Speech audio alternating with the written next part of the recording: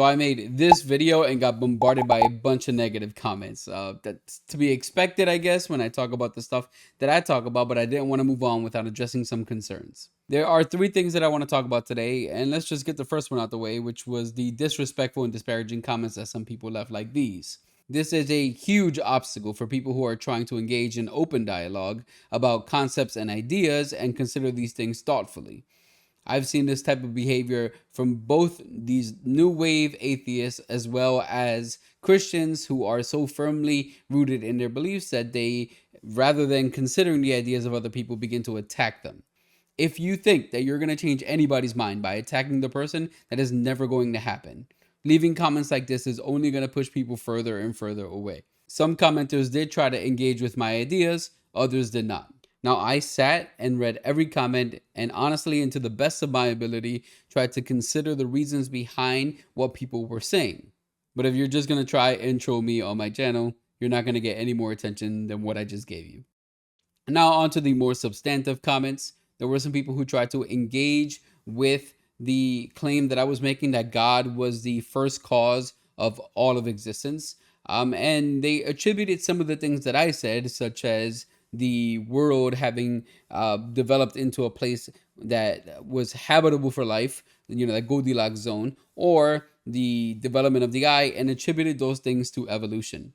My current stance on evolution is that while I do accept microevolution in terms of speciation, in other words, all the different horses that we have could have come from a common horse ancestor, I do reject macroevolution in terms of saying that all life came from one common ancestor.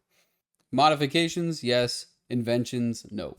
What I'm saying is that while I currently don't accept theistic evolution or that God created the world through the means of evolution, I haven't studied the topic enough for myself to reject it outright. But here's the point that I'm really trying to make about this. My video made no claims about how God created the universe, just that He was the cause. I made no claims about evolution itself, and yet people try to use evolution as a means of trying to disprove my arguments. So many of the rebuttals that I received that hinged upon evolution as a way of disproving God's existence are kind of moot because I really wasn't arguing for or against it in that video. Is there room in my argument that God was the first cause of the existence of the universe and that evolution was the means over which He superintended the process of creation? Sure. Again, I'm not saying I accept that right now, just that I haven't studied that enough to be able to outright reject it. But by saying it was evolution, not God, you're technically not contradicting the thing that I was arguing for. I was arguing God was the first cause and never talked about the means which He used to create the universe. My claim was and still is that we must admit the possibility that God was the first cause of creation.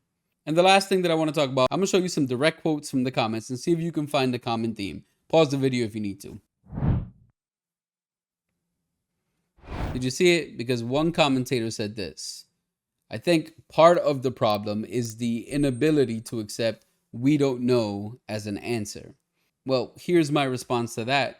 I think part of the problem is the inability to accept the fact that within that "we don't know," God is a possibility.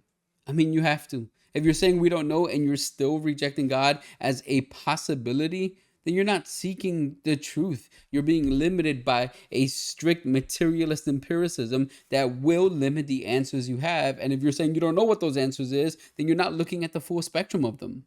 I mean, one guy said that we might be living in a simulation. Where's the evidence for that? Are you willing to accept that as a possibility, that we live in a matrix, but you're not willing to accept God as a possibility? It's hypocritical to say you'll accept one and not the other. Within that I don't know space, you have to accept even just the possibility that God is the answer. Otherwise, you're not really doing science. You're doing scientism. If I asked you, is there gold in Alaska? The only way you can give me a solid no is if you searched every square inch of Alaska and found that there was no gold. If you're saying that you don't know what the cause was, then you can't say that you have examined all of it and ruled God out as a possibility. Know this about me.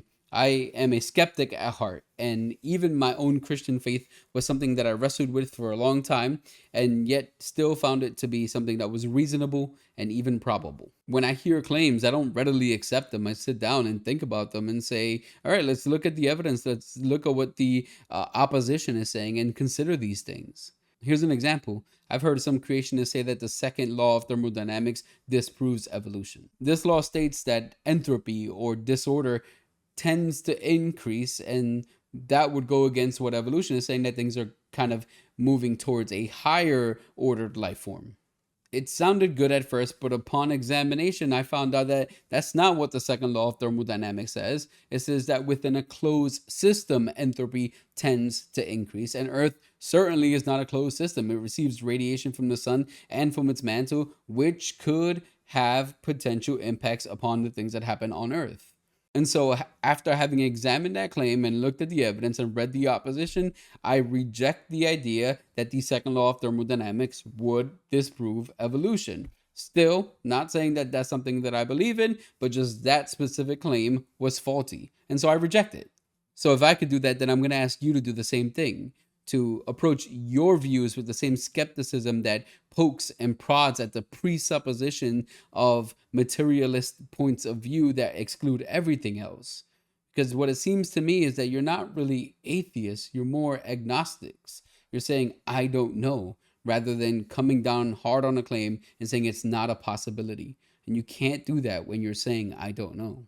I'm not saying he's the God of the gaps, and every time we don't have an answer, you just stick God in there and say he's the answer to that question. But what I am saying is that it is reasonable to conclude that God is the answer, the first cause of existence, having had looked at the evidence, because you cannot rule it out. So that's it. That's all. My name is Eric. This is Blessed and Bookmarked. If you found any value in this video at all, make sure you like, comment, and subscribe. Share it with people you might know, and I will see you in the next video. Stay blessed and stay bookmarked.